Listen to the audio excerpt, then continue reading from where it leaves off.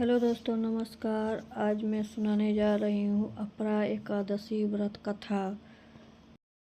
पौराणिक कथा के अनुसार भगवान श्री कृष्ण कहने लग गए कि हे राजन, यह एकादशी अचला एकादशी व्रत कहा जाता है। अपरा एकादशी व्रत भगवान विष्णु को समर्पित होता है। इस व्रत को करने से मनुष्य को सभी पापों से मुक्ति मिलती है। अपरा एकादशी के दिन भगवान विष्णु का पूरा विधि विधान से पूजन किया जाता है। साथ ही इस कथा या पाठ करने से बेहद जरूरी है। यहाँ पढ़ें। पद्म पुराण में बताया गया है अपरा एकादशी की संपूर्ण कथा व्रत।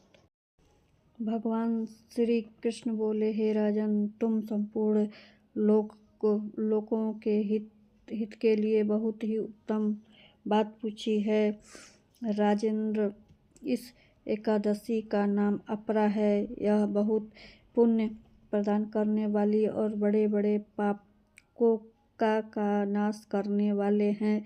यह दबा हुआ, गंगोत्री, हत्या करने वाले, गर्भ बालक को मारने वाला, परनादिक तथा परस्त्रीलस्ट पुष्प भी अपरा एकादशी का सेवन करने से निश्चय ही पाप रहित से हो जाता है। जो झूठ गवाही देता है, माप तोल में धोखा देता है, बिना ही जाने नक्षत्र की गणना करता है, कूटनीति की आयुर्वेदिक का ज्ञान बता कर वैद्य का काम करता है, यह सब नरकों में निवास करने वाले प्राणी हैं।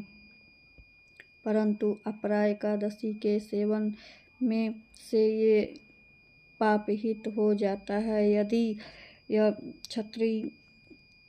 क्षत्रधाम का परिपूर्ण करके युद्ध से भागता है तो यह धर्म से नष्ट होने के कारण यह घोर नरक में पड़ते हैं। जो मनुष्य विद्या प्राप्त करने से ही गुरु की निंदा करते हैं, यह महापातालों से भी मुक्त होकर भय डर कर नरक में गिरते हैं। किंतु अपरा एकादशी के सेवन से ही मनुष्य ही शत्रु होते रहते हैं।